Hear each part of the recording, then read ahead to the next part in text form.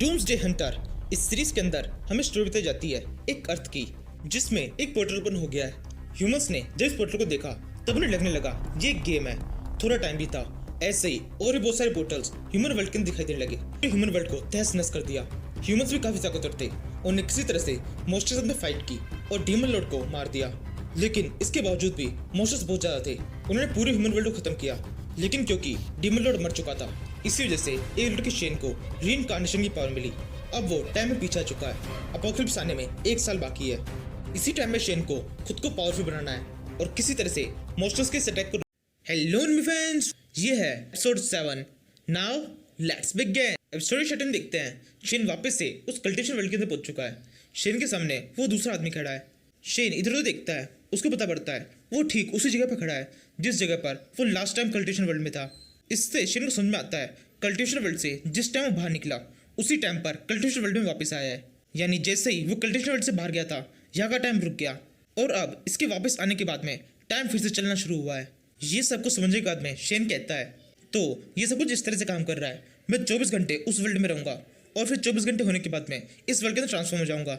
यानी कि इसका मतलब मेरे पास में यहाँ पे भी केवल 24 घंटे ही है। शेन ये सब कुछ कह रहा होता है। सामने वाला बंदा ये सुन रहा होता है, लेकिन उसको कुछ समझ नहीं आता। वो शेन से कहता है, शेन ये तुम क्या कह रहे हो? शेन कहता है, नहीं नहीं कुछ नहीं, तुमसे रिलेटेड नहीं है। इसके बाद में शेन सोचने लगता है अब मुझे थोड़ा कल्टिवेशन में ध्यान देना चाहिए, किसी तरह से अपना लेवल अप करना चाहिए, यहीं पर मैं अच्छी तरह से लेवल अप कर सकता हूँ। फिर शेन उस आदमी से पूछता है, क्या यहाँ पर आसपास में कुछ लो ग्रेड के मॉन्स्टर्स हैं? वो आदमी कहता है, हाँ, यहाँ से थोड़ी दूरी पर एक जंगल है। उस जंगल में तुम्हें बहुत सारे लो ग्रेड के मॉन्स्टर्स मिल जाएंगे। वैसे तुम ये सब क्यों पूछ रहे हो? शेन कहता है, इस कैंप का ध्यान रखना, अगर आसपास में कोई बड़ा मॉन्स्टर आए तो मुझे बताना, मैं उस जंगल की तरफ जा रहा हूँ। ये कहते हुए शेन भागते वहां चला जाता है। वो आदमी सोचने लगता है ये सब क्या हो रहा है, ये कितनी अजीब सी बात कर रहा है। इसी बेकार में उन लो ग्रेड के मॉन्स्टर से फाइट करने की क्या जरूरत है। इसके बाद में सीन शिफ्ट होता है। हमें काफी सारी स्किन दिखाई देती है जिनके ऊपर लिखा होता है शेन का लेवल अप हो गया है। शेन अब कल्टिवेशन के 3rd लेवल पे पहुंच गया है। शेन ने काफी सारे मॉन्स्टर्स को मार दिया। 3rd लेवल पे पहुंच चुका हूँ। जैसे जैसे मेरा लेवल अप होता जा रहा है, लेवल अप करना और ज्यादा मुश्किल होता जा रहा है। हर बार लेवल अप करने के लिए मुझे एक्स्ट्रा एक्सपी की जरूरत होती है। अगर इसी तरह से चलता रहा तो एक टाइम के बाद में लेवल अप करना बहुत ज़्यादा मुश्किल हो जाएगा। तभी शेन को एक और स्क्रीन शो होती है जिसके ऊपर लिखा है तुम कल्टिवेशन के 3rd लेवल पहुंच चुके हो। यानी कि इसका मतलब तुम अपनी सोल पावर को एक्सपीरियंस की तरह यूज कर सकते हो। यानी कि तुम अब से अपनी सोल पावर की मदद से भी अपना लेवल अप कर पाओगे। अच्छी तरह सोचो और फिर बताओ, क्या तुम सोल पावर को एज ए एक्सपीरियंस यूज करना चाहते हो? ये सुनकर शेन सोचने लगता है, सोल पावर को मैं एज ए एक्सपीरियंस यूज कर सकता हूँ। यानी कि इसका मतलब सोल पावर ज़्यादा इंपॉर्टेंट है। मुझे ऐसे ही इसे खर्च करना नहीं चाहिए, पहले मुझे समझना चाहिए सोल पावर क्या होती है। ये सोचने शेन उस सिस्टम से सोल पावर के बारे में पूछने लगता है। सिस्टम बताता है सोल पावर एक तरह सोल के पॉइंट्स है। तुम जितने मॉन्स्टर्स को मारोगे तुम्हें उतने पॉइंट्स मिलते जाएंगे। मॉन्स्टर ज़्यादा ताकतवर होगा तुम्हें उतने ज़्यादा पॉइंट्स मिलेंगे। जैसे शेन ये सुनता है शेन बहुत ज़्यादा खुश हो जाता है। शेन सोचता है सोल पॉइंट्स तो काफ़ी आसानी से मिल जाएंगे। अगर मैं मॉन्स्टर्स को मारूंगा तो सोल पॉइंट्स अर्न कर ही लूँगा। यानी कि इसका मतलब मैं इनका यूज़ कर सकता हूँ। फिर शेन उस सिस्टम से कहता है, मेरे पास जितने भी सोल पॉइंट्स हैं उन सभी को मैं एज ए एक्सपीरियंस यूज़ करने के लिए तैयार हूँ। मुझे बताओ मेरी सोल पावर की वजह से मैं कितना लेवल अप कर सकता हूँ। सिस्टम शेन को बताने लगता है, अगर तुम अभी कल्टिवेशन के 4th लेवल पर जाना चाहते हो तो तुम्हें 1 सोल पॉइंट खर्च करना होगा। उसके बाद में 4 से 5 जब पर जाने के लिए तुम्हें 2 सोल पॉइंट खर्च करने होंगे। ये सुनकर शेन कहता है, तो फिर ठीक है, मैं डायरेक्टली कल्टिवेशन के 5th लेवल पर पहुंचना चाहता हूँ। मेरे 3 सोल पॉइंट इसके लिए खर्च कर दो।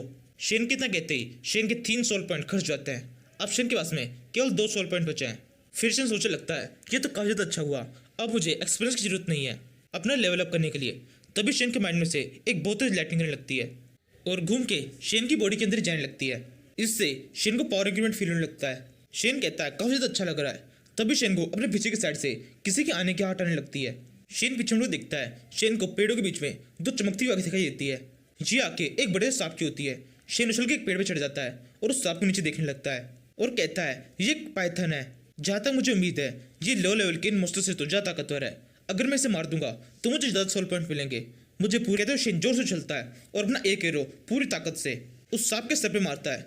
एरो जैसे ही सांप के सर पे गिरता है तुरंत उस सांप की मौत हो जाती है। उस सांप को ना कोई अटैक करने का और ना ही किसी को बचाने का मौका मिलता है।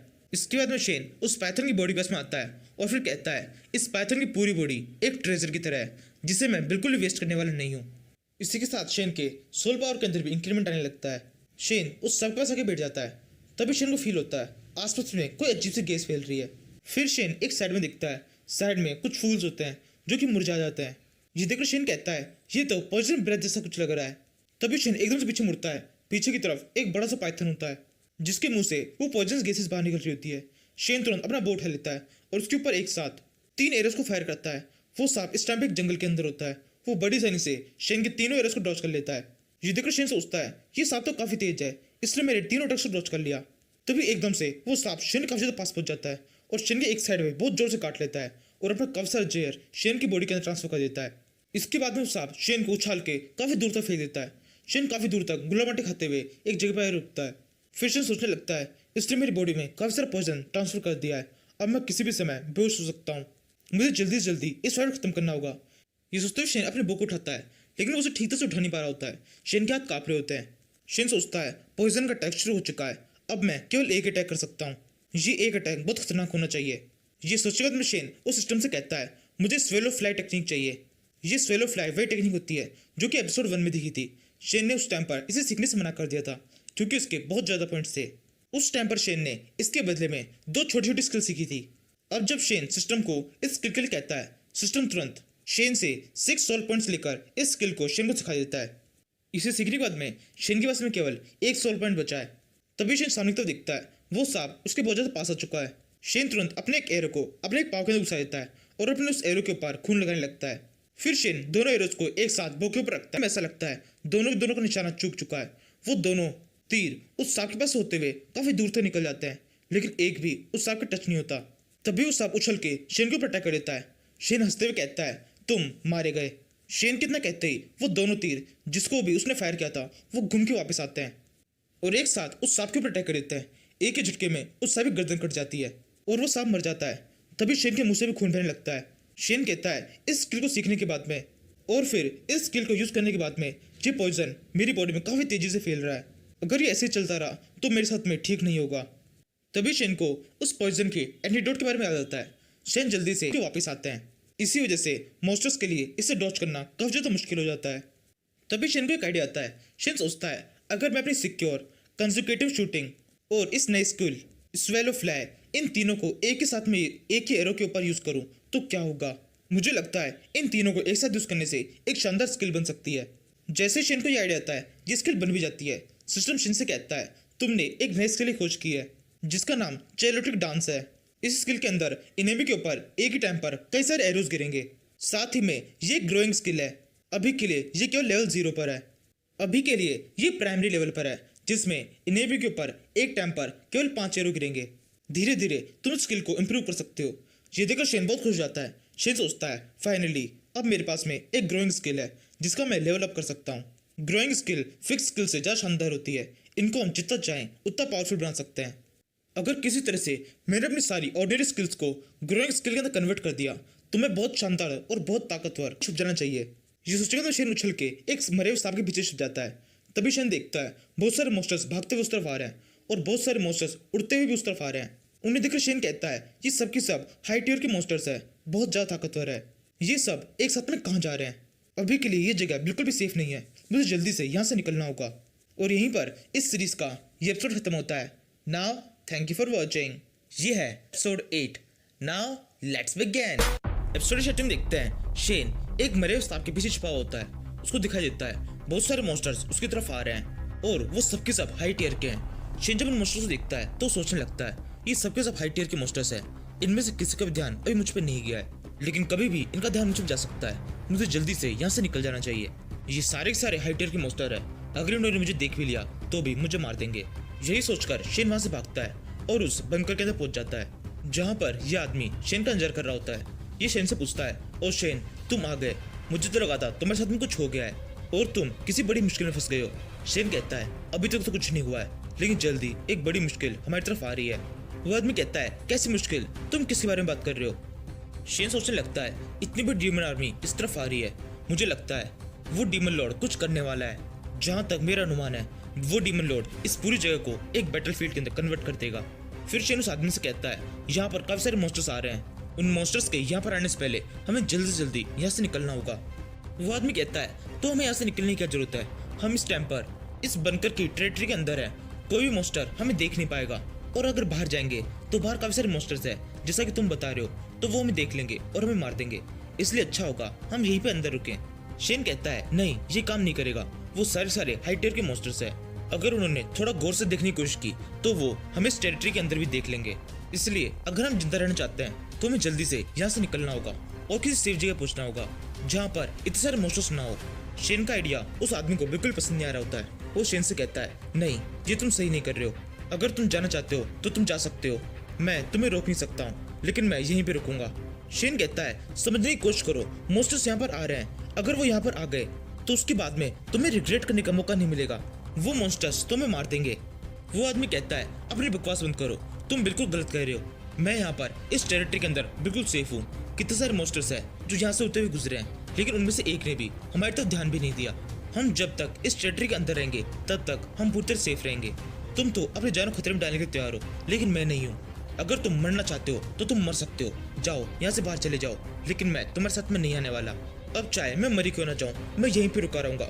मुझे यकीन है कोई होगा जो मुझे बचाने आ जाएगा, और जब तक कोई आएगा तब तक मुझे यकीन है मैं इस जगह पे सेफ रहूंगा।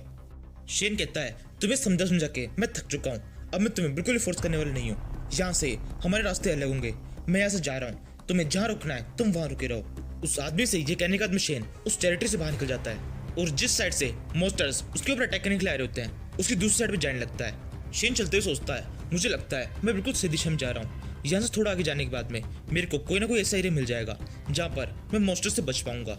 ऐसे ही चलते हुए शेन जंगल को पार करता है। जंगल को पार करने के बाद में एक अजीब सा रेगिस्तान जैसा कुछ आ जाता है। शेन उस रेगिस्तान में चल रहा होता है, तभी शेन को फील होता है यहाँ पर काफी ज्यादा कुछ अलग चीज है। शेन को जमीन के नीचे कुछ अजीब फील होता है। शेन जल्दी से कूदता है और एक पत्थर के ऊपर चढ़ जाता है। शेन जैसे ही उस पत्थर के ऊपर चढ़ता है, जमीन के ऊपर 3 छेद दिखाई देने लगते हैं। शेन उन छेदों की तरफ देखता है, अपने बो के ऊपर 5 एरोस को रखता है और फिर अपने चैल्यूट डांस टेक्निक को एक्टिवेट करके 5 एरोस को फायर कर देता है। शेन के 5 एरो सभी दिशाओं में एक ही रहते हैं। एरोस के जमीन पे गिरते ही जमीन के नीचे से एक मॉन्स्टर बाहर निकलता है, जिसकी पूरी बॉडी सैंड से बनी होती है। वो बाहर निकलता ही शेन से कहता है तुम्हें कैसे पता चला मैं यहाँ पर हूँ। शेन सोचने लगता है मुझे लगा था यही बीस्ट यहाँ पर होगा, ये एक टनल डीमन है।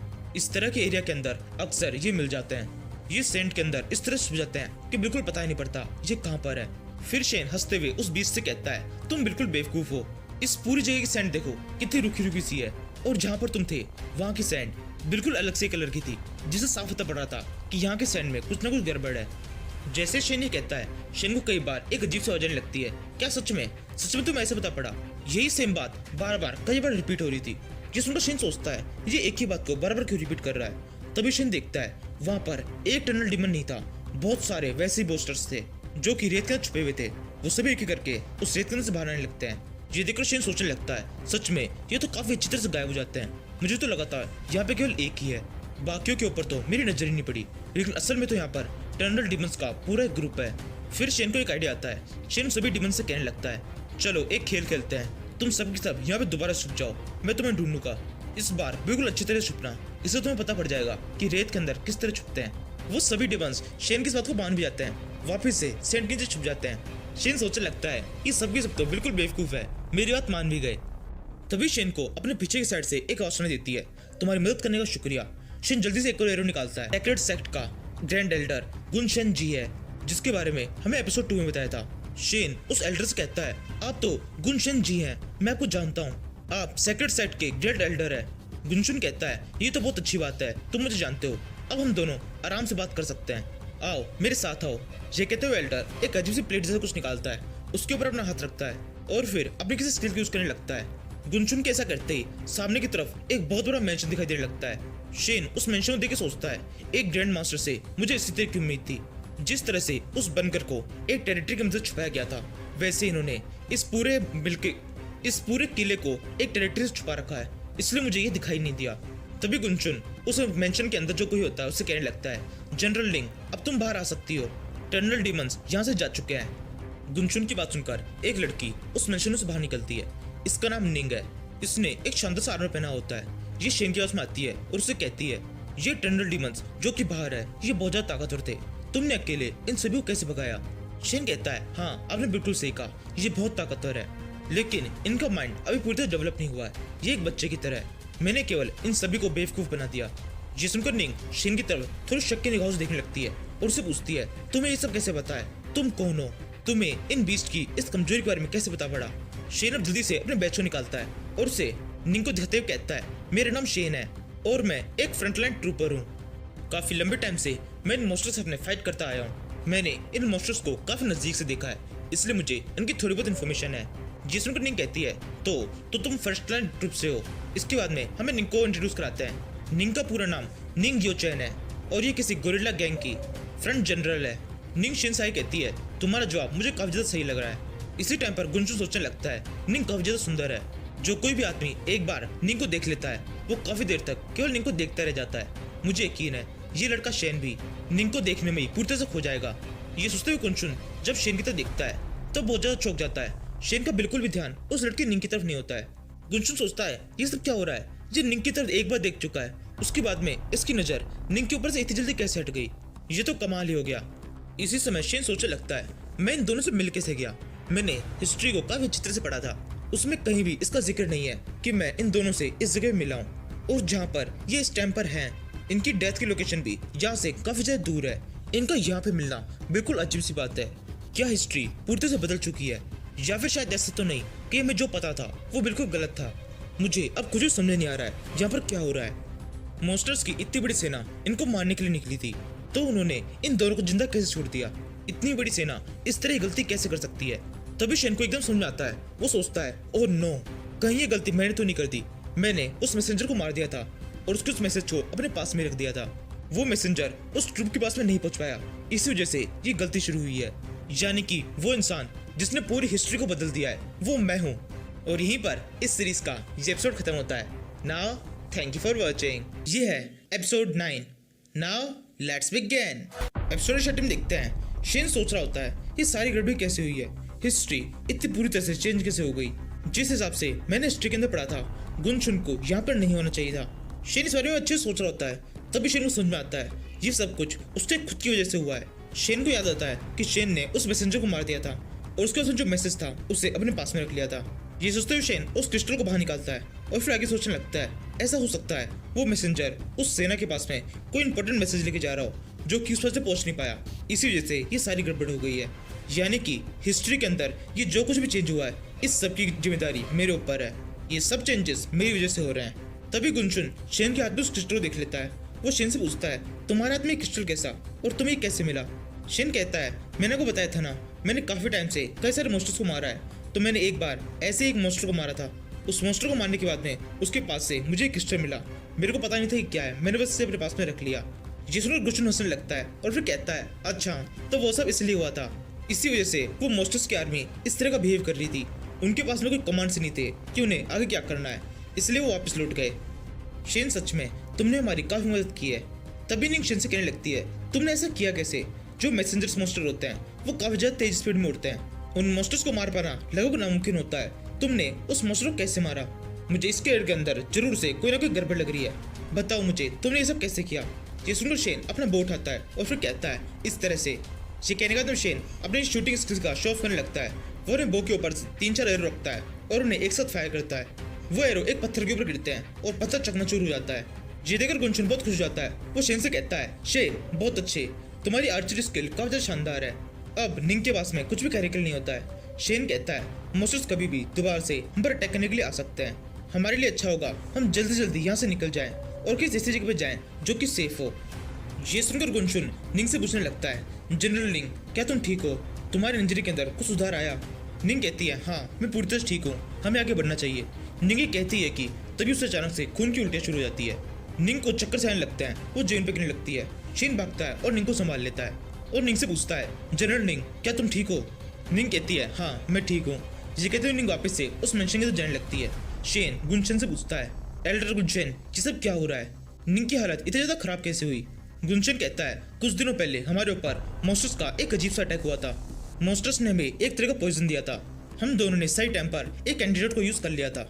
मैं तो पूरी तरह से ठीक हो गया, लेकिन निंग की बॉडी के ऊपर वो एंटीडोट काफी अलग तरह से असर कर रहा है। उस पॉइजन के ट्रेसेस अभी भी उसकी बॉडी के अंदर रह गए हैं, इसलिए वो बहुत ज्यादा इंजर्ड है। जिसमें शेन कहता है, वैसे मेरे पास भी एक एंटीडोट है, मुझे लगता है इस इंजरी में वो काम आ सकता है। आप चाहें तो हमें उसे एक बार ट्राई करना चाहिए। गुनचन कहता है, कौन सा एंटीडोट मुझे बताओ। शेन जल्दी से अपने पास से उस सांप के एक बॉडी पार्ट को बाहर निकालता है। जिसका यूज शेन ने खुद के ऊपर भी किया था। जैसे ही गुनशेन उसे देखता है वो कहता है ये तो एक स्नेक गुलबर्ड है। बिल्कुल हमें यही चाहिए था, इस पॉइजन के इलाज के लिए ये सबसे ज्यादा अच्छा हो सकता है। सच में शेन, तुमने दोबारा से हमारी मदद कर दी है। तभी निंग शेन से कहती है नहीं, हमें तुमसे ये वाली मदद नहीं चाहिए, अभी सफर बहुत ज्यादा लंबा है, हो सकता है कई सारे मॉन्स्टर्स का तुम्हें सामना करना पड़े, ये गुलबर्ड तुम्हारे काम आएगा, इसलिए इसे तुम्हें अभी खर्च करना नहीं चाहिए। शेन कहता है नहीं, ये मेरे किसी भी काम आने वाला नहीं है, मैं वैसे भी इसे फेंकने वाला था, अगर तुम्हें इसे यूज करना है तो यूज कर लो, वरना मैं इसे फेंक रहा हूँ। ये कहते हुए शेन जोर से उस गुलबर्ड को फेंकने लगता है। तभी एक बुक्के आती है और शेन के हाथों पकड़ लेती है। ये देखकर गुनशेन थोड़ा डरने लगता है, वो सोचने लगता है ये जनरल निंग बहुत ज्यादा गुस्सेल है, हो सकता है शेन की हरकत से इसे गुस्सा आ जाए, मुझे जल्दी से कुछ करना चाहिए। मुझे यकीन है जनरल निंग ने एक बार इसको लेने से मना कर दिया है और वो किसी भी हाल में इसके लिए नहीं मानेगी। सेम इसी टाइम पर निंग भी ऐसा ही कुछ सोच रही होती है। वो सोचती है नहीं, मुझे इससे ये नहीं लेना चाहिए। इंसानों की आदत होती है वो कुछ मदद करते हैं, इसके बदले में किसी चीज की मदद करने की उम्मीद करते हैं, लेकिन अभी मेरे पास कोई और ऑप्शन भी नहीं है, मुझे इस लड़के के ऊपर ही भरोसा करना होगा। ये सोचे बाद निंग एकदम से हाँ बोल देती है। ये सुनकर गुनशेन बहुत चौंक जाता है, वो सोचने लगता है ये क्या हो रहा है, आज पूरे दिन 2 बार मैंने कुछ प्रिडिक्ट किया है और दोनों बार मैं गलत साबित हुआ हूँ, ये सब कैसे, मेरे प्रिडिक्शन के अंदर इतनी गड़बड़ी क्यों हो रही है। इसी समय निंग अभी भी कुछ सोच रही होती है। वो सोचती है मुझे मेरी लाइफ में कई सारे लोग मिले हैं जिन्होंने कई बार मुझसे वादा किया है कि वो मेरी मदद करेंगे, लेकिन जब मैंने उनसे मदद की उम्मीद की तो उन सभी ने मना कर दिया, लेकिन ये लड़का शेन मुझे उन सभी से अलग लग रहा है। सेम इसी टाइम पर गुनशेन अभी भी कुछ सोच ही रहा होता है। वो सोचता है कहीं कुछ गड़बड़ तो नहीं है, निंग के अंदर जो ये पॉइजन है उसके कारण उसके बिहेवियर के अंदर कुछ चेंजेस तो नहीं आ रहे। तभी निंग शेन के हाथ में से उस स्नेक गिलबर्ट को ले लेती है और फिर कहती है मुझे लगभग 8 मिनट चाहिए, इस गिलबर्ट को खाने के बाद में मैं 8 मिनट कल्टीवेट करना चाहती हूँ, ये कहने का। फिर गुनशेन शेन को एक अजीब से पत्थर के पास में लेके आता है, दोनों वहाँ बैठ के बातें करने लगते हैं। शेन गुनशुन से पूछता है एल्डर गुनशुन, आपके ऊपर मॉन्स्टर्स की इतनी बड़ी आर्मी ने अटैक किया था, इसके बावजूद भी आपने सेना को खुद की मदद के लिए क्यों नहीं बुलाया है। गुनशुन कहता है मैंने बुलाया है, मैंने कुछ मैसेजेस उनकी तरफ भेजे थे, लेकिन अभी तक उनकी तरफ से कोई भी रिप्लाई नहीं आया।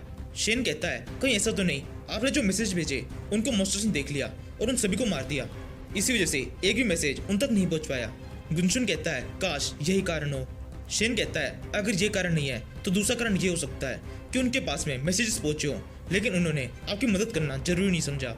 गुनशुन कहता है हाँ ये भी हो सकता है, ये सारी चीजें खत्म होने के बाद में हम इस सब पर इन्वेस्टिगेट करेंगे और मैं पता लगाने की कोशिश करूंगा कि उन्होंने मदद क्यों नहीं की। फिर शेन सोचने लगता है दुनिया के सबसे बड़े सेक्ट के सबसे बड़े ग्रैंड मास्टर एल्डर गुनशेन की किसी ने मदद नहीं की, इसका क्या कारण हो सकता है। अब इस तरह के लोगों की मदद नहीं की जाएगी तो अपोकलिप्स तो आएगा ही। इसके बाद में सीन शिफ्ट होता है, हमें उस बंकर का सीन दिखाते हैं जहाँ से शेन बाहर निकला था।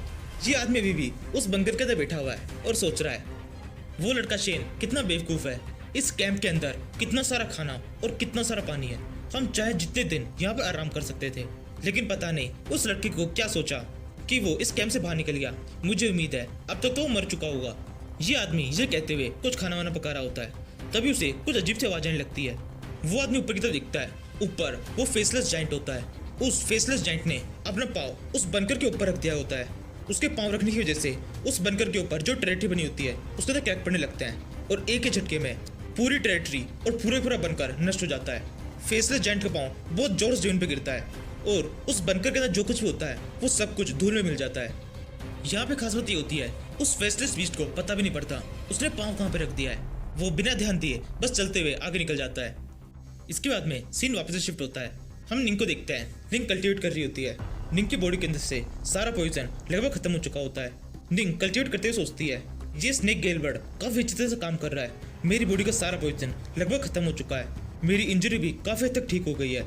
ये सोचते हुए निंग जोर से खांसती है, उससे खांसते ही उसके मुंह से उसकी बॉडी के अंदर जितना पॉइजन होता है वो सारा बाहर निकल जाता है। इसके बाद में निंग उठती है और गुनशेन और शेन की तरफ बढ़ने लगती है जो सामने पत्थर के ऊपर बैठे होते हैं। गुनशेन शेन से कह रहा होता है तुम्हें मेरे सेक्रेट सेक्ट को ज्वाइन कर लेना चाहिए, ये सेक्ट बहुत शानदार है, अगले साल इसके अंदर एग्जाम होने वाला है, तुम उस टाइम पर इसे ज्वाइन कर सकते हो। शेन कहता है थैंक यू एल्डर, आपकी एडवाइस मुझे याद रहेगी। तभी निंग गुनशेन के पास में खड़ी हो जाती है। गुनशेन निंग से पूछता है क्या तुम अब ठीक हो। गुनशेन कहती है हाँ मैं अब ठीक हूँ, बॉडी का सारा जहर बाहर निकल चुका है। इसके बाद में निंग शेन को थैंक यू कहती है और यहीं पर इस सीरीज का ये एपिसोड खत्म होता है। Now thank you for watching. ये है episode 10। Now let's begin. Episode की शटिंग देखते हैं। निंग कल्टिवेट कर रही होती है। निंग की बॉडी का सारा पॉइजन बाहर निकल चुका है। इसके बाद में निंग अपना कल्टिवेशन बंद करती है और शेन को थैंक यू कहती है। शेन कहता है इसमें थैंक यू वाली कोई बात नहीं है, और वैसे भी तुम बहुत ज़्यादा पावरफुल हो, तुम्हारी पावर मॉन्स्टर से अपने फाइट करने में बहुत कम आएगी। तुम्हें बचा के मैंने खुद को ही बचाया है। तभी गुलशन शेन और निंग से कहता है तुम दोनों मेरी बातें बंद करो, हमें जल्दी से यहाँ से निकलना होगा, मॉन्स्टर्स की आर्मी कभी भी यहाँ पहुँचती होगी। गुलशन एक गहरा होता है, तभी अचानक से मॉन्स्टर्स की चिल्लाने की आवाज़ आने लगती है, जमीन हिलना शुरू हो जाती है। शेन और बाकी सब एक दिशा में देखने लगते हैं। वहाँ से एक फेसलेस जायंट भागते हुए आ रहा होता है। शेन चिल्लाए कहता है बीस्ट ने हमें ढूंढ लिया है, वो जल्दी हमारे पास में पहुंच जाएंगे, अब तो हम भाग भी नहीं सकते हैं। तभी निंग अपनी तलवार निकाल लेती है और कहती है अब हम भागेंगे नहीं, अब हम यहीं पर इस फाइट को खत्म करेंगे। ये सुनकर शेन भी अपना बो निकाल लेता है। निंग शेन के बो को देखती है और उसे कहती है तुम्हारा ये बो बिल्कुल बेकार है, मेरे पास में इससे अच्छा है तुम इसे यूज करो। कहता है ये बो तो बहुत शानदार है, इसको हाथ में लेने से ही मुझे इसकी पावर फील हो रही है। अब फाइनली मेरे पास में एक एक्सेलेंट ग्रेड का वेपन है। इसी समय वो फेसलेस बीस्ट उन तीनों के काफी ज्यादा पास पहुंच जाता है। एल्डर गुलशन उस बीस्ट को देख कहता है इस बीस्ट के अंदर बहुत ज्यादा स्पिरिचुअल पावर है और ये और ज्यादा स्पिरिचुअल पावर को अपने अंदर स्टोर करता है, इसलिए इसके ऊपर कोई भी एलिमेंटल अटैक काम नहीं करेगा। 5 टाइप के एलिमेंट्स होते हैं, 5 एलिमेंट्स में से किसी को भी इसके ऊपर अटैक किया जाएगा तो उसका इस पर इफेक्ट नहीं पड़ेगा। इसी वजह से मैं इस जायंट के साथ में फाइट नहीं कर सकता हूँ, इससे फाइट करके मैं अपनी एनर्जी को वेस्ट ही करूंगा। जिसमें निंग कहती है तो फिर ठीक है, इससे मैं फाइट करूंगी। एल्डर गुलशन कहता है तुम बिल्कुल सही कह रही हो, तुम जाकर उस बीच से फाइट करो, मैं और शेन यहीं पे रुकते हैं। ये सुनकर निंग जोर से चलती है और उस बीच से फाइट करना शुरू कर देती है। वो बीस्ट निंग के ऊपर अटैक करता है, लेकिन निंग की स्पीड काफी तेज होती है। वो हर एक जगह डॉज करती है और उस बीस्ट के ऊपर लगातार अटैक करती जाती है। इस फाइट के अंदर निंग अपनी सेबर का यूज कर रही होती है। शेन कहता है निंग की पावर तो बहुत ज्यादा है, उसने बड़ी आसानी से इस बीस्ट को अपने कंट्रोल में ले लिया है और काफी हद तक हरा भी दिया है। लेकिन मुझे एक बात समझ में नहीं आ रही है, मैंने सुना है निंग एक स्वॉर्ड मास्टर है, तो वो इस फाइट के अंदर अपनी सेबर का यूज क्यों कर रही है, उसे स्वॉर्ड का यूज करना चाहिए। गुलशन कहता है हाँ तुम सही कह रहे हो, वो स्वॉर्ड कल्टिवेटर है, लेकिन आजकल उसने सेबर का यूज करना शुरू किया है। शेन कहता है क्या इसका कोई कारण है?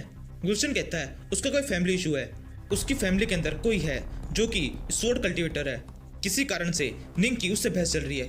उसके बाद से निंग ने खुद भी स्वॉर्ड का यूज करना बंद कर दिया है। निंग अपने उस फैमिली मेंबर से इतनी ज्यादा नफरत करती है कि हर स्वॉर्ड कल्टिवेटर उसके लिए एक दुश्मन जैसा बन गया है, वो सबसे बहुत नफरत करती है। ये सुनकर शेन का मुंह तो जाता है। शेन सोचने लगता है मैं भी तो एक स्वॉर्ड कल्टिवेटर ही हूँ, अगर कभी से पता पड़ गया तो ये तो मेरे पीछे पड़ जाएगी। ये सोचकर शेन गुलशन से पूछता है कितनी नफरत?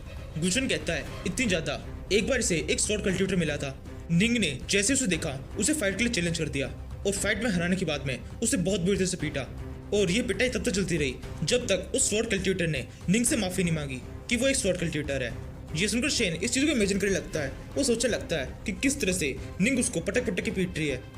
तभी गुलशन आई कहता है निंग की रेपुटेशन बहुत ज्यादा खराब हो चुकी है, जितने भी स्वॉर्ड कल्टिवेटर्स है वो सब के सब निंग से बहुत नफरत करते हैं, वो सबके सब मिलकर निंग को हराना चाहते हैं, लेकिन कोई भी निंग को हरा नहीं पाता है। इसलिए जब भी वो निंग को देखते हैं अपना कल्टिवेशन टाइप ही बदल देते हैं। कोई भी निंग के सामने ये नहीं कहता कि वो एक स्वॉर्ड कल्टिवेटर है। गुलशन और शेन के बीच में ये बात हो ही रही होती है, तभी अचानक से उनके पास में कोई आगे गिरता है। दूल्हा हम देखते हैं ये निंग है। निंग गुलशन और शेन से कहती है तुम दोनों की बात पूरी हो जाए तो इस फाइट पे भी ध्यान दे लेना, बहुत सारे मॉन्स्टर्स हम पर अटैक करने के लिए आ रहे हैं। ये सुनकर गुलशन कहता है नहीं नहीं हम बात नहीं कर रहे थे, हमारा पूरा ध्यान इस फाइट पे ही है। ये कहने का दिन गुलशन काफी सारे मॉन्स्टर सोल्जर उस तरफ बड़े बड़े सांपों बैठ के उधर की तरफ आ रहे होते हैं। एल्डर गुलशन की उस ग्रीन लाइट की वजह से पत्थरों के अंदर अचानक से कुछ कीलें बाहर निकल जाती है।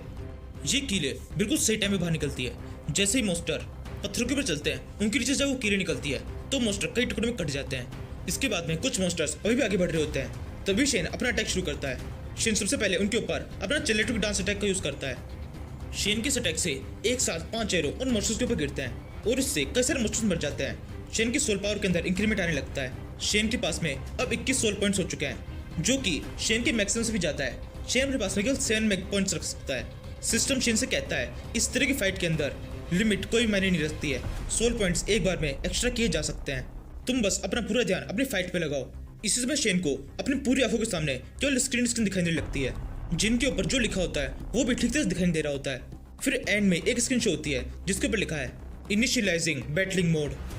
इसके बाद में शेन सामने तो दिखता है, सामने बहुत सारे मॉन्स्टर्स होते हैं जो कि काफी तेज तार से उनकी तरफ आ रहे होते हैं। निंग और गुलशन दोनों की दोनों आगे बढ़कर उन मॉन्स्टर्स में फाइट कर रहे होते हैं। शेन सोचता है हिस्ट्री खुद को रिपीट कर रही है। हिस्ट्री के हिसाब से इस फाइट के अंदर निंग और गुलशन दोनों की डेथ हो जाएगी। तभी शेन को दोबारा से स्किन शो होने लगती है। अब उसके ऊपर लिखा हुआ है जो हिस्ट्री में लिखा है वो जरूरी नहीं है हो ही, इसलिए तुम हिस्ट्री को बदल सकते हो। अब तुम जो करोगे उससे आगे की हिस्ट्री डिफाइन होगी। तुम्हें अब एक मिशन दिया जाता है। इसके बाद शेन को मिशन विंडो शो होने लगती है जिसके ऊपर लिखा है इस मिशन के अंदर तुम्हें निंग और गुलशन दोनों को बचाना होगा। अगर तुम इन दोनों को बचा लेते हो तो तुम्हें वॉर गोड स्किल मिलेगी, और अगर तुम उन दोनों को नहीं बचा पाते हो तो तुम भी मारे जाओगे। ये सुनकर शेन बहुत बुरी तरह डर जाता है। शेन सोचने लगता है हिस्ट्री के अंदर लिखा हुआ है इस फाइट के अंदर ये दोनों मर जाएंगे, मैं अब इन दोनों को कैसे बचा पाऊंगा?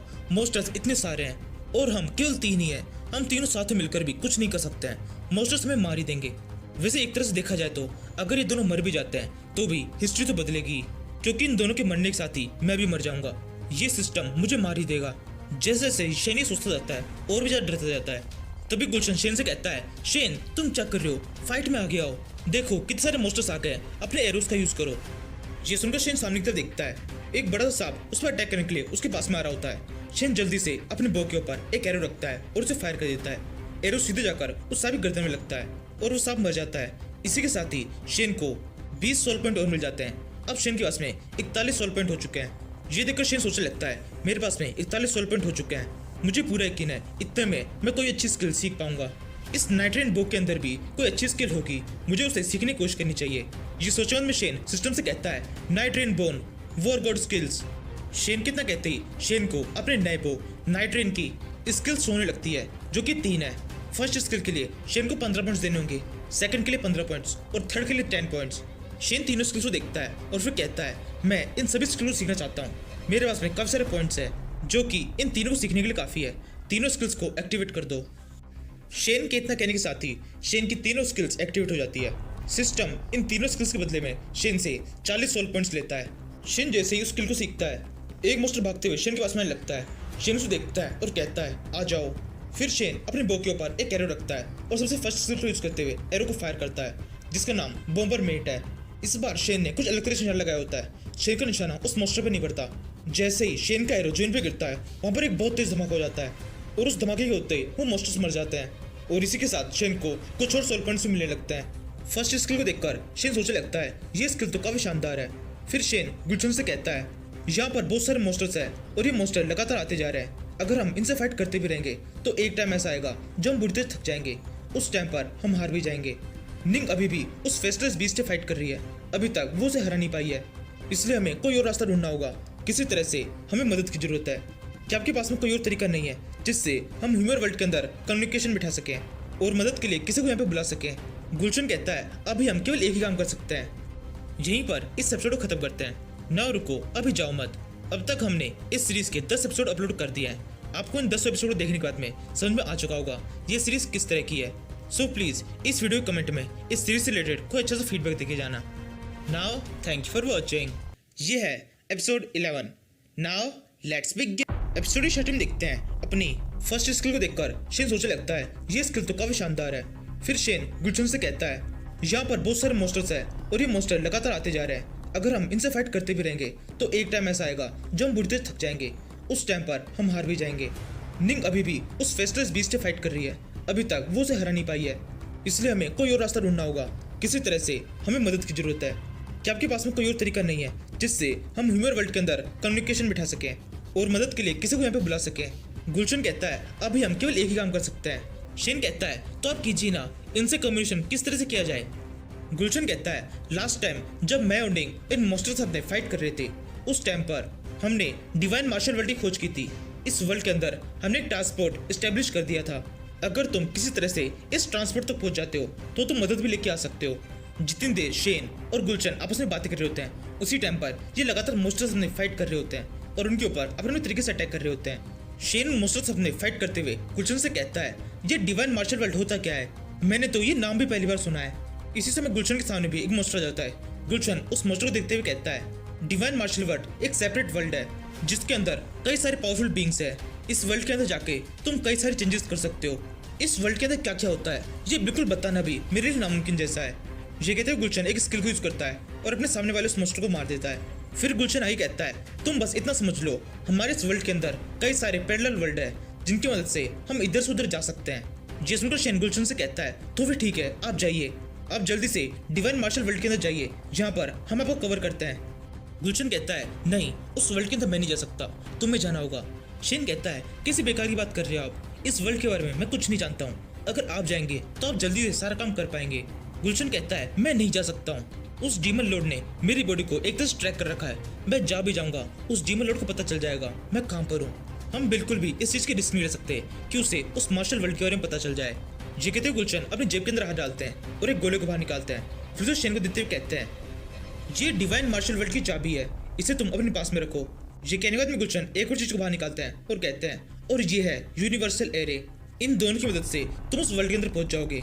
उस वर्ल्ड के अंदर तुम्हें कई सारी चीजें दिखाई देगी, लेकिन उनमें से कुछ ही होगी जो काम की होगी। बिल्कुल सही तरह से उस वर्ल्ड के अंदर बिहेव करना और गेट के बंद होने से पहले वापस आ जाना। शेन उन दोनों चीजों को ले लेता है और कहता है ये गेट कितनी देर तक ओपन रहेगा। गुलशन कहता है लास्ट टाइम सबसे ज्यादा मैं इसे आधा दिन तक ओपन कर पाया था, आधे दिन के बाद में गेट बंद हो जाएगा, तुम्हें उससे पहले वापस आना होगा। शेन कहता है ठीक है, इतना टाइम मेरे लिए काफी है, मैं इतने टाइम में वापस आ जाऊंगा।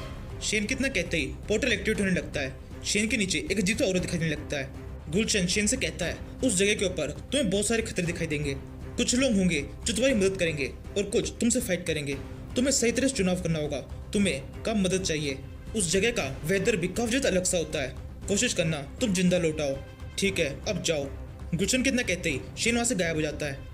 वहां से गायब होने के बाद में शेन देखता है वो किसी अजीब सी जगह पर है, तभी एकदम से शेन गिरना शुरू हो जाता है। शेन को स्क्रीन शो होती है स्पेस टाइम टर्बुलेंस के अंदर एंटर कर रहे हैं। फिर शेन थोड़ा और नीचे गिरता है, दोबारा से स्क्रीन शो होती है दूसरे वर्ल्ड के अंदर तुम एंटर कर रहे हो। इसके बाद में शेन को कुछ दिखाई देने लगता है, जिसे देखकर शेन बहुत चौंक जाता है। शेन देखता है नीचे की तरफ एक बहुत बड़ा पिल्लर है, उस पिल्लर के ऊपर एक आदमी को लटका हुआ है, उसकी बॉडी के अंदर कई सारी तलवारें घुसी हुई है और उस पिल्लर के नीचे की साइड में कई सारे कंकाल पड़े हुए हैं। तभी शेन कुछ देख के और भी ज्यादा चौंक जाता है। वो आदमी जो उस पिल्लर के ऊपर लटका होता है वो जिंदा होता है, उसके मुंह से एक अजीब सा फॉग बाहर निकलता है और जमीन पे चारों तरफ फैल जाता है। इसके बाद में उस आदमी को एहसास होता है कि कोई है जो वहाँ पर आ रहा है। वो ऊपर देखता है ये शेन होता है। वो आदमी शेन को देख कहता है प्लीज मेरी मदद करो। शेन एक बार के लिए उसकी मदद करने की डिसाइड करता है, लेकिन फिर दोबारा मन बदल लेता है और उसे कहता है नहीं, मैं तुम्हारी मदद नहीं कर सकता, मैं यहाँ पर एक बहुत इंपॉर्टेंट काम के लिए आया हूँ, मुझे माफ करो। ये कहते हुए शेन हवा में से वहां से जाने लगता है। इससे उस आदमी को बहुत बुरा लगता है, वो चिल्लाए कहता है प्लीज ऐसा मत करो, मैं 100 लाख साल से यहाँ पर इसी तरह से फंसा हुआ हूँ, किसी के आने का इंतजार कर रहा हूँ, अब जाके कोई आया है, मैंने काफी टाइम बाद में किसी जिंदा इंसान को यहाँ पर देखा है, प्लीज मुझे इस तरह से यहाँ पे छोड़ के मत जाओ। जब ये आदमी ये सब कुछ कह रहा होता है तो जमीन पे जितने भी कंकाल पड़े होते हैं वो सब भी जिंदा होने लगते हैं, लेकिन इस सब का शेन के ऊपर कोई असर नहीं पड़ता। शेन बस अपना दिल दिमाग पत्थर करके वहां से चला जाता है। इसके बाद में शेन थोड़ी दूर आकर जमीन पे गिरता है। शेन की ये लैंडिंग बिल्कुल सेफली होती है। शेन दूर देखता है, दूर दूर तक कुछ भी दिखाई नहीं दे रहा है। ये देखकर शेन कहता है ये तो एक बैटलफील्ड जैसा कुछ लग रहा है। तभी शेन को सामने की तरफ कुछ मॉन्स्टर्स दिखाई देते हैं। स्टार्टिंग में देखने में ऐसा लग रहा होता है सारे मॉन्स्टर्स आपस में फाइट करने वाले हैं। फिर शेन थोड़ा ठीक से देखता है वो सारे मॉन्स्टर्स कुछ इंसानों घेर रखे होते हैं और उस जगह पर बहुत सारे मॉन्स्टर्स होते हैं और उन सभी का लेवल बहुत ज्यादा हाई है। बीच में कुछ इंसान है जो कि उन मॉन्स्टर्स से फाइट कर रहे हैं और किसी तरह से उन मॉन्स्टर्स के बीच में सर्वाइव करने की कोशिश कर रहे हैं। शेन जब उन ह्यूमंस को देखता है तो सोचने लगता है मुझे इन ह्यूमंस की मदद करनी चाहिए, अगर एक बार मैं इनकी मदद करूंगा तो ये भी मेरी मदद कर देंगे, लेकिन मैं भी करूँ क्या? मेरी स्वॉर्ड स्किल सबसे शानदार है, लेकिन अभी मेरे पास में कोई भी स्वॉर्ड नहीं है और ना ही मेरे पास में कोई अच्छी स्वॉर्ड स्किल है। मैं अगर कोई स्वॉर्ड स्किल सीखना भी चाहूँ तो भी उसके लिए मुझे एक तलवार चाहिए, जो कि मेरे पास में नहीं है। मेरे पास में केवल एक बो है, इसी की मदद से मुझे कुछ करना होगा। मुझे किसी तरह से इन मॉन्स्टर्स के ध्यान को अपनी तरफ लाना होगा। मैं अभी की अपनी पावर के हिसाब से इन मॉन्स्टर्स को मार नहीं सकता हूँ, ये सबके सब बहुत ज्यादा ताकतवर है, इसलिए इन सभी को अपनी तरफ बुला के इन ह्यूमंस को बचाना एक लौता रास्ता हो सकता है। एक शानदार स्ट्रेटेजी मुझे इस फाइट के अंदर जीत दिला सकती है, वरना तो ये मॉन्स्टर्स इतने ज्यादा है कि बड़े आराम से मुझे मार देंगे। इसके बाद में शेन एक पूरी स्ट्रेटेजी बनाने के बाद में एक तीर को अपने पास में गिरा देता है। तीर जोर से फटता है, चारों तरफ धुआं छाया होता है। मॉन्स्टर्स इस आवाज को सुनते हैं लेकिन इस पर ज्यादा ध्यान नहीं देते। फिर शेन जोर से चिल्लाता है, ए स्टूपिड मॉन्स्टर्स, यहाँ पर मेरे ऊपर ध्यान दो, उन कमजोरों से क्यों फाइट कर रहे हो? अगर तुम में दम है तो मुझसे फाइट करो, यहाँ पर आओ और तुम्हारे अंदर कितनी पावर है ये मेरे सामने साबित करो। ये सुनकर वो ह्यूमंस भी सोचने लगता है ये कौन है जो इतनी बड़ी बड़ी बातें कर रहा है। तभी वहाँ का सारा धुआं उठता है, शेन दिखाई देने लगता है। मॉन्स्टर्स भी शेन की तरफ देखने लगते हैं। शेन सोचता है अब ये प्लान सही तरह शुरू होगा। इसको शुरू करने के बाद मैं पीछे नहीं हट सकता हूँ। गुलशन ने मुझे वो यूनिवर्सल एरे दिया है। अगर मैं इसको सही तरह से यूज कर पाया तो इस सारे मॉन्स्टर्स को मैं काफ़ी देर तक एक जगह पर स्टक कर पाऊंगा। अगर मैं सक्सेस हुआ तो जिंदा बचूंगा, नहीं हुआ तो मारा जाऊंगा। ये सोचकर में शेन जोर से कूदता है और मॉन्स्टर्स के बीच से भागने लगता है। इस टाइम पर शेन की स्पीड बहुत ज़्यादा तेज होती है। शेन जब उन मॉन्स्टर्स के बीच से गुजर रहा होता है, मॉन्स्टर शेन को देख तो रहे होते हैं लेकिन पकड़ नहीं पा रहे होते हैं। शेन एक एक करके उन सारे मॉन्स्टर्स के पास से गुजरता है, जिससे अपने आप ही उन मॉन्स्टर्स की बॉडी के आसपास में एक एरे बनने लगता है। फिर शेन उस यूनिवर्सल एरे को जोर से पे रखता है और फिर कहता है ओपन। शेन कितना कहते ही वो सारे एरे जो कि जमीन के अंदर बने होते हैं वो सब के सब एक साथ एक्टिवेट हो जाते हैं। वो पांचों मॉन्स्टर्स उन एरे के अंदर स्टक हो जाते हैं। फिर शेन चिल्ला के उन ह्यूमन से कहता है मुझे यहाँ पर एल्डर गुंशन ने भेजा है, उन्हें आपकी मदद चाहिए। अभी जो मैंने ये एरे बनाए ये ज़्यादा देर तक नहीं टिकेंगे। ये मॉन्स्टर्स ज़्यादा देर तक इन एरे के अंदर बंद रहने वाले नहीं है।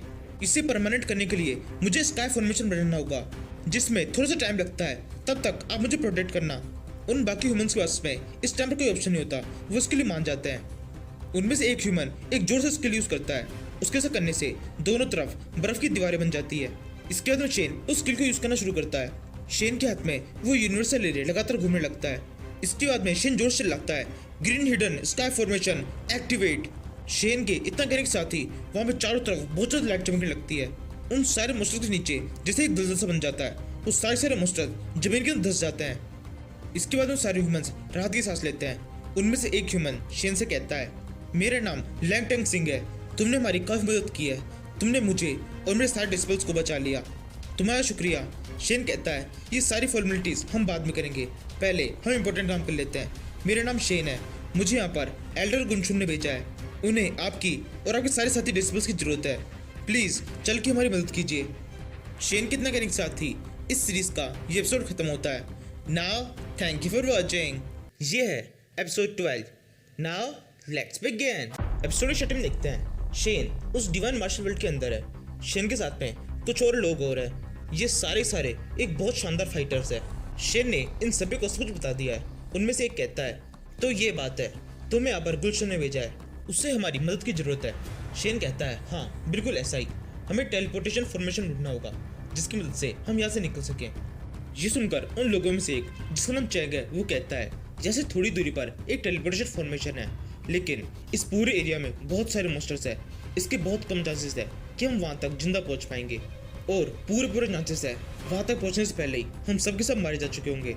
शेन कहता है तुम सब इतना नेगेटिव क्यों सोच रहे हो सकता है हम वहाँ पर पहुँच जाएं, और वैसे भी यहाँ पर बैठे रहने से भी कुछ नहीं होगा, थोड़ी देर में मॉन्स्टर्स यहाँ पर भी आ जाएंगे और वो हम पर अटैक कर देंगे। इसलिए हम या तो यहाँ पे बैठे बैठे मर सकते हैं या फिर कोशिश करके आगे निकल सकते हैं, और फिर ऐसा भी तो हो सकता है हम किसी तरह से उस फॉर्मेशन तक पहुँच जाएं। उस फॉर्मेशन तक पहुँचने के बाद में हम सब के सब यहाँ से निकल पाएंगे और बच जाएंगे।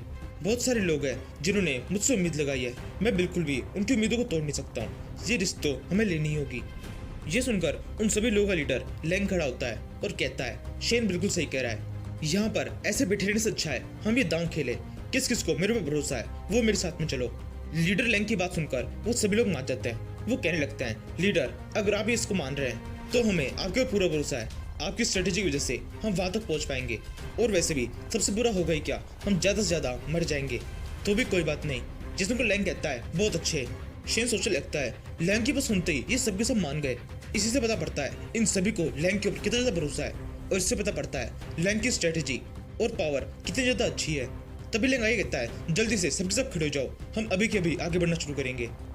लैंग के इतना कहने के साथ ही वो सबके सब आगे बढ़ने लगते हैं। वो सब एक फॉर्मेशन बना लेते हैं। उस फॉर्मेशन के अंदर शेन देखता है लैंग लेफ्ट साइड में खड़ा है, जो कि उस पूरे फॉर्मेशन की सबसे खतरनाक जगह है। तभी आगे वाले डिस्पल जोर से लाते हैं रुक जाओ, कोई भी अपनी जगह से नहीं लेगा। यहाँ सामने की तरफ बहुत सारे मॉन्स्टर्स हैं, इस पूरे एरिया को मॉन्स्टर्स ने घेर रखा है, अब हम यहाँ से आगे नहीं बढ़ सकते हैं। लैंग कहता है आगे तो बढ़ना ही होगा, यहाँ से आगे जाने का केवल ये एक ही रास्ता है, इसलिए अब एक ही चीज़ है जो हम कर सकते हैं, हमें इन सारे मॉन्स्टर्स को मारना होगा। ये सुनकर एक बंदा जिसका नाम वुजिन है वो कहता है मैं एक मार्शल मास्टर वैनगार्ड हूँ, मैं आगे बढ़कर इनसे फाइट करूंगा, सब के सब मेरे पीछे पीछे आओ। ये कहते हैं वुजिन आगे बढ़ना शुरू करता है और मॉन्स्टर्स के ऊपर अटैक कर देता है। वुजिन जब अटैक करता है सारे मॉन्स्टर्स वुजिन के ऊपर देखने लगते हैं। तभी पीछे की साइड से एक और बंदा कूदता है, इसका नाम मेलियो है।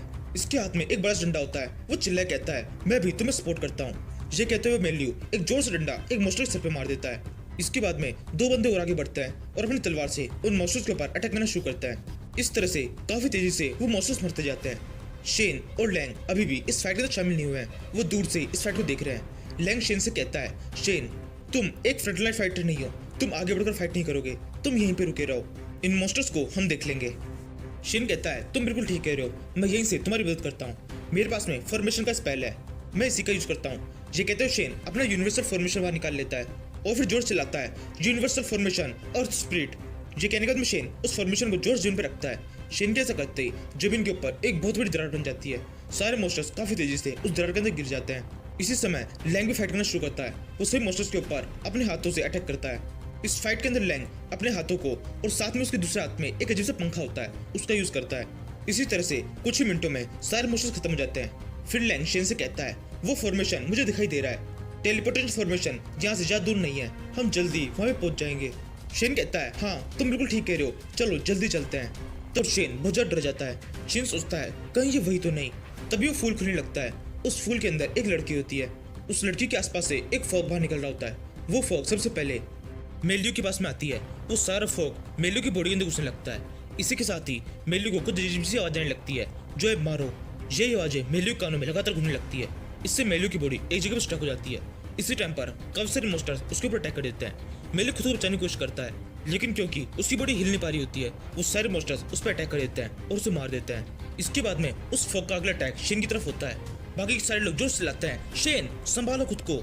शेन उस फॉग को लगातार काफी तेजी से अभिता होता हुआ देख रहा होता है। तभी लैंग भाग के शेन के सामने आ जाता है और शेन से कहता है, शेन कहाँ खो गए तुम।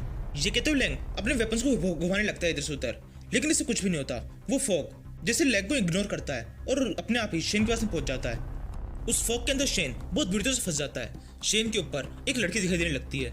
फिर वो फॉग शेन की नाक के अंदर घुसने की कोशिश करने लगता है। शेन अपनी नाक को ढक लेता है। लैंग शेन की तरफ देखता है और वो चिल्लाता है, शेन। शेन कहता है, तुम मेरी फिक्र मत करो, जल्दी से इसके ऊपर अटैक करो, मेरे पास में एक तरीका है। ये सुनकर लैंग बहुत सारे आइस क्रिस्टल्स को बनाता है और उन्हें एक साथ उस फॉग के ऊपर फेंकता है। जैसे वो क्रिस्टल शेन के काफी ज्यादा पास पहुंचता है, शेन जल्दी से अपने एक टेलीपोर्टेशन फॉर्मेशन का यूज करता है, जो कि केवल एक लिमिटेड फॉर्मेशन के अंदर काम करता है। शेन जैसे ही उसे यूज करता है, शेन की बॉडी वहां से गायब हो जाती है और सारे क्रिस्टल्स एक साथ उस डार्क लड़की के ऊपर लग जाते हैं। ये सब देखकर लैंग सोचने लगता है, ये शेन गया कहाँ। तभी लैंग देखता है शेन उसके ठीक पीछे खड़ा है। शेन लैंग से कहता है, ये सारे छोटे छोटे अटैक इसके ऊपर असर नहीं करेंगे, हमें किसी और स्पेशल टाइप का अटैक करना होगा। लैंग कहता है, तुम बिल्कुल सही कह रहे हो, इसके ऊपर तो कोई असर हुआ ही नहीं। कुछ सेकंड्स के लिए इस फॉग का शेप बदला था, लेकिन वापस से ये तो पहले जैसी हो गई।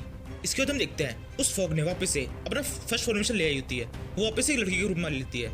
शेन कहता है, ये किसका बस है, इसको मारना लगभग नामुमकिन है, इसलिए अभी के लिए हमारा काम है यहाँ पे आसपास में इसके अलावा जितने मॉन्स्टर्स है उन सभी को मार देना। फिर शेन चिल्लाके वुजिन से कहता है, वुजिन जल्दी से पास आ जाओ, हम सभी को इस टाइम पर साथ में होना चाहिए। वुजिन स्टेप पर मॉन्स्टर्स में फाइट कर रहा होता है। वुजिन कहता है, बस कुछ मॉन्स्टर्स बचे हैं, मैं इन सभी को खत्म करके आता हूँ। इसी समय वुजिन के हाथ के ऊपर कूदने लगता है। कूदते हुए कोई चीज वुजिन के मुंह के अंदर घुस जाती है। इससे वुजिन की बॉडी के अंदर ही अजीब से इंपैक्ट शुरू हो जाते हैं। शेन चिल्ला के कहता है, वो शेल्टर गोस्ट है। तभी अचानक से वो शेल्टर गोस्ट वुजिन की पीठ में से बाहर निकलता है और एक ही झटके में वुजिन भी मर जाता है। वुजिन को इतनी बुरी तरह से मरता देख ये दोनों बहुत ज्यादा डर जाते हैं। इनमें से कहता है, यहाँ पे आसपास में बहुत सारे मॉन्स्टर्स हैं, हम बहुत ज्यादा कम हैं, अब हम किसी भी हाल में इन मॉन्स्टर से नहीं जीत सकते हैं। दूसरा कहता है, तो क्या करें। पहला कहता है, भागो यहाँ से। इसके बाद में वो दोनों वहां से भागना शुरू कर देते हैं। शेन दोनों को भागते हुए देखता है, उससे इस सब के अंदर कुछ जीसो दिखाई देता है। शेन सोचने लगता है, ये सब क्या हो रहा है, मॉन्स्टर्स यहाँ पर बहुत सारे हैं, लेकिन इनमें से कोई भी उन दोनों का पीछा नहीं कर रहा, कुछ गड़बड़ है। तभी एकदम से वो दोनों लोग जहाँ भाग रहे होते हैं वहाँ पर जमीन नीचे दरार पड़ने लगती है। जमीन नीचे से एक रॉक गोलम बाहर निकलता है और अपने दोनों हाथों को यूज करके उन दोनों को पकड़ लेता है। उनमें से एक कहता है, ये अचानक से क्या हो गया, ये गोलम हमारे सामने आ गया। दूसरा कहता है, हाँ मुझे भी दिखाई दे रहा है, अब आगे। वो इतना कहता ही है कि रॉक गोलम एकदम से मुट्ठी बंद कर देता है और इसी के साथ ये दोनों भी मर जाते हैं। अब केवल शेन और लैंग ही जिंदा बचे हैं। लैंग भी इस टाइम पर अपनी पूरी हिम्मत हार चुका होता है। लैंग कहता है, हमारे सारे साथी मर चुके हैं, इस फाइट के अंदर हम दोनों कुछ भी नहीं कर सकते हैं। इस फाइट में लड़ने के लिए हमें कम से कम एक स्वॉर्डमैन की जरूरत थी, एक ऐसा बंदा जो आगे बढ़कर फाइट कर सके। हम दोनों में से कोई भी इस टाइप का नहीं है, अब हम दोनों को मरना बिल्कुल तय है। ये सुनकर शेन सोचने लगता है, क्या सच में यही अंत है, मैं यहीं पे मर जाऊंगा, क्या सच में यहाँ से निकलने का कोई भी रास्ता नहीं है। तभी शेन की नजर चेन की तलवार पड़ती है। उस तलवार को देखकर शेन सोचने लगता है, ये तो चेन की तलवार है, चेन एक स्वॉर्ड मास्टर था। अगर मैं उसकी तलवार को ले लूं और किसी तरह से अपने सिस्टम का यूज करके अपनी स्वॉर्ड स्किल्स को वापस से एक्टिवेट कर लूं तो इस फाइट के अंदर हम किसी तरह से जीत सकते हैं। यानी अभी भी हमारे पास मौका है कि सोचते हुए शेन उस तलवार को उठा लेता है और यहीं पर इस सीरीज का ये एपिसोड खत्म होता है। Now thank you for watching. ये है episode 13। Now let's begin. Episode 13 देखते हैं। शेन की नजर चेन की तलवार में पड़ती है। उस तलवार को देखकर शेन सोचने लगता है ये तो चेन की तलवार है। चेन एक स्वॉर्ड मास्टर था। अगर मैं उसकी तलवार को ले लूं और किसी तरह से अपने सिस्टम का यूज करके अपनी स्वॉर्ड स्किल्स को वापस से एक्टिवेट कर लूं तो इस फाइट के अंदर हम किसी तरह से जीत सकते हैं। यानी अभी भी हमारे पास मौका है। ये सोचते हुए शेन उस तलवार के पास में जाता है और उसे देखने लगता है और कहता है ये तलवार काफी शानदार है। इस स्वॉर्ड के क्रिएटर ने इसके ऊपर काफी ज्यादा काम किया है, जो कि इस तलवार के शार्पनेस को देखकर साफ साफ दिखाई दे रहा है। जिसमें को लैंग कहता है चेन क्या तुम स्वॉर्ड के बारे में अच्छी तरह से जानते हो? शेन कहता है हाँ थोड़ा बहुत। ये कहते हुए चेन उस तलवार की तरफ अपना हाथ बढ़ाता है और उसको छूते हुए कहता है अगर किसी तरह से मैं अपनी पिछली लाइफ की सारी स्वॉर्ड स्किल्स को या फिर थोड़ी बहुत मेमोरीज को भी याद कर पाता हूँ तो इस फाइट के अंदर हम जीत जाएंगे। तभी शेन को स्क्रीन विंडो शोने लगती है जिसके ऊपर लिखा हुआ है हम एक अनजान वर्ल्ड के अंदर है जिसमें बहुत सारे मॉन्स्टर्स है। चारों तरफ मोस्टर्स ही मोस्टर्स फैले हुए हैं। इसी सिचुएशन को देखते हुए तुम्हारे ऊपर से मेमोरी डिटेक्शन को हटाया जाता है। तुम्हारी मेमोरी को स्कैन किया गया है। तुम्हें 1532 टाइप की सोर्स स्किल्स आती है। तुम इनमें से किसी भी सोर्स स्किल को अवाक कर सकते हो। इसके बदले में तुम्हें केवल अपने सोल पॉइंट्स खर्च करने होंगे। शेन कहता है वॉर गॉड सिस्टम मैं चाहता हूँ तुम सबसे पहले मेरी मेमोरी को अवाक करो। शेन के इतना कहते ही शेन की सारी मेमोरी शेन को याद आने लगती है, जिसमें कुछ लोग शेन की बुराई कर रहे होते हैं, कुछ लोग शेन को आगे बढ़ने के लिए कह रहे होते हैं और कुछ शेन से कह रहे होते हैं तुम हमारी आखिरी उम्मीद हो। इसी के साथ शेन के पास में उसकी सारी मेमोरीज आ जाती है। शेन कहता है मेरी मेमोरीज वापस आ चुकी है। मैं एक इमोर्टल हूँ। मेरा नाम गु क्विन चैन है और मैं एक स्वॉर्ड कल्टीवेटर हूँ। यह सुनकर लिंग बहुत ज्यादा चौंक जाता है। लिंग चौंकते हुए शेन को देखने लगता है। शेन कहता है लीडर लिंग तैयार हो जाओ, अब हम यहाँ से निकलने वाले हैं। लिंग कहता है लेकिन ऐसा होगा कैसे? हम दोनों में से कोई भी क्लोज कॉम्बैट टाइप की फाइट नहीं कर सकता है। हमें कोई ना कोई स्वॉर्डमैन या फिर मार्शल मास्टर चाहिए ताकि हम इन मॉन्स्टर्स में फाइट कर सके। शेन कहता है तो तुम उनकी चिंता मत करो, इन सबको तुम मेरे ऊपर छोड़ दो। इन सारे मॉन्स्टर्स को मैं अकेले मार दूंगा। ये कहने के बाद में शेन अपने सिस्टम से कहता है सिस्टम मैं स्वॉर्ड टाइप की 3 स्किल सीखना चाहता हूँ। First wind cutting sword, second opening mountain sword and third mysterious sword. मेरे पास में जितने भी सोल पॉइंट्स हैं उन सभी को यूज कर दो, बस मुझे ये 3 स्किल सिखा दो। सिस्टम कहता है क्योंकि अभी की सिचुएशन बहुत ज़्यादा डेंजरस है और तुम इन सारी स्किल्स को पहले से जानते हो, बस भूल चुके हो, इसलिए मैं तुम्हें इन्हें सस्ते में सिखाता हूँ। इन तीनों स्किल्स को सिखाने के लिए जितने भी सोल पॉइंट्स जरूरत है वो सब तुमसे ले लिए गए। अब तुम्हारे पास में 12 सोल पॉइंट्स बचे हैं और तुम्हें ये तीनों स्किल्स आ चुकी है। जिसमें शेन सोचने लगता है बहुत अच्छा हुआ, ये तीनों स्किल्स एक दूसरे को पूरा करती है। वाइन कटर स्किल से बहुत ज़्यादा स्पीड आ जाती है। सेकंड स्किल मिस्टीरियस स्वॉर्ड, ये किलर मूव है जिसके अंदर बहुत ज़्यादा पावर होती है। And third mountain sword skill, इस स्किल को यूज करते टाइम बॉडी के अंदर काफ़ी ज़्यादा हैवी पावर आ जाती है। इस तरह की सिचुएशन में जिसमें एक ही बार में कई सारे मॉन्स्टर्स में फाइट करनी हो तब ये तीनों स्किल्स ही सबसे ज़्यादा काम आती है। फिर शेन अपने सिस्टम से आगे कहता है मेरे पास जितने भी सोल पॉइंट्स अभी बचे हैं उन सभी को मेरी एक्सपी की तरह यूज कर लो और जितना हो सके उतना लेवल अप कर दो। सिस्टम कहता है तुम्हारे पास में केवल 12 सोल पॉइंट्स है, इससे तुम्हारा केवल एक ही लेवल अप हो पाएगा। तुम अब कल्टिवेशन के 7th लेवल पहुंच चुके हो और अब सोल पॉइंट्स खत्म। इसी के साथ शेन की कल्टिवेशन पावर बढ़ने लगती है। लिंग शेन को देख रहा होता है, वो बहुत चौंक जाता है। वो सोचता है ये सब क्या हो रहा है, मेरे को दिखाई दे रहा है शेन की बॉडी के अंदर कल्टिवेशन पावर काफी तेजी से बढ़ रही है। अचानक से ये क्या हो गया? किसी के अंदर ऐसे खड़े खड़े पावर इंक्रीमेंट कैसे हो सकता है? तभी शेन लिंग से कहता है मैं आगे बढ़ रहा हूँ, अब मैं आगे बढ़कर इन मॉन्स्टर्स के ऊपर अटैक करूंगा, आप पीछे से मुझे सपोर्ट करना। लिंग कहता है शेन एक बार फिर से सोच लो, क्या सच में तुम एक स्वॉर्ड कल्टीवेटर हो? तभी शेन आगे की तरफ भागने लगता है और फिर कहता है खुद देख लो। ये कहने में शेन उन मॉन्स्टर्स के ऊपर अटैक कर देता है और अपने जितनी भी स्वॉर्ड स्किल्स होती है उन सभी को उन मॉन्स्टर्स के ऊपर यूज करने लगता है। शेन की इन स्किल्स को देखकर लिंग के अंदर भी दोबारा से हिम्मत आ जाती है। लिंग भी आगे बढ़कर उन मॉन्स्टर्स के ऊपर अटैक कर देता है और सोचने लगता है सच में शेन के पास में स्वॉर्ड स्किल्स है, अब चांसेस है हम किसी तरह से यहाँ से जिंदा बच जाएंगे।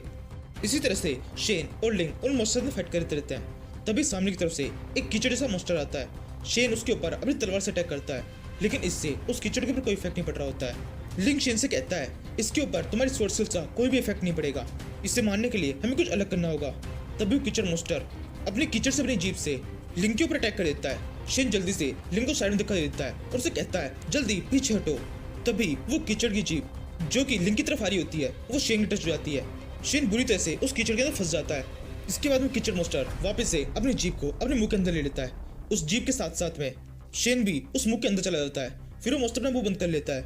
ये देखो लिंक बहुत बुरी तरह डर जाता है। लिंक सोचने लगता है अब मैं क्या, एक शेन ही था जिसके बल पर मुझे भरोसा हुआ था कि मैं किस तरह से ऐसे बच सकता हूँ। अब शेन भी जा चुका है। मैं लिंक अब इस मार्शल वर्ल्ड के अंदर ही मरूंगा।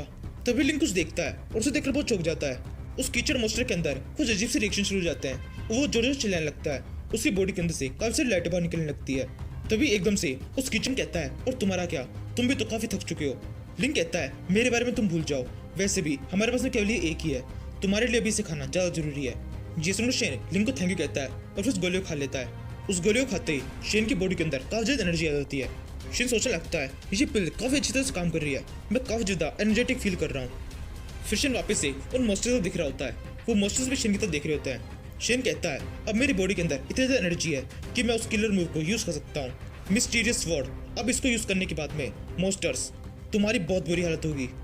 ये कहते हुए शेन अपनी तरफ आसमान की तरफ करता है और फिर जोर चलाता है मिस्टीरियस स्वॉर्ड फ्लो।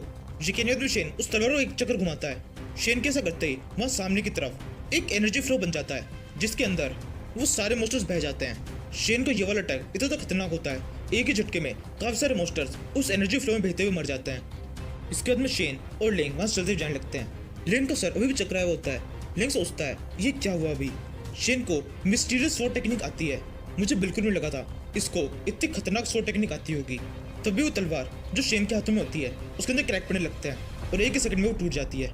ये देखकर शेन कहता है मुझे इसी की उम्मीद थी, ये तलवार इतनी ज्यादा ताकतवर नहीं है कि मिस्टीरियस स्वॉर्ड टेक्निक को अच्छी तरह से झेल पाए, इसकी पावर इसके लिए बहुत ज्यादा है। लेकिन चलो बढ़िया है, अभी मेरे पास में ये मॉन्स्टर कोर्स है। इनके अंदर एक स्पेशल खासियत होती है, जब ये फटते हैं तब इनके अंदर से एक बहुत खतरनाक गैस निकलती है। मॉन्स्टर्स इस गैस की वजह से थोड़ी देर के लिए रुक जाएंगे। मुझे यकीन है कुछ ना कुछ मदद तो इससे मिलेगी। ये कहते हुए शेन उन दोनों कोर्स को एक एक साइड में फेंक देता है जहाँ पे दोनों तरफ से मॉन्स्टर्स आ रहे होते हैं। कोर फटते हैं और कोर के अंदर से गैस निकलने लगती है। मॉन्स्टर्स के ऊपर इस गैस का काफी ज्यादा इफेक्ट होता है। फिर शेन चिल्ला के लैंग से कहता है लैंग बस यहाँ से भागो, कुछ भी हो जाए रुकना मत, बस भागते रहना, हमें जल्दी से जल्दी उस फॉर्मेशन तक पहुंचना होगा। लैंग कहता है ठीक है। फिर शेन और लैंग दोनों की तरफ भागना शुरू कर देते हैं और यहीं पर इस सीरीज का ये एपिसोड खत्म होता है। Thank you for watching.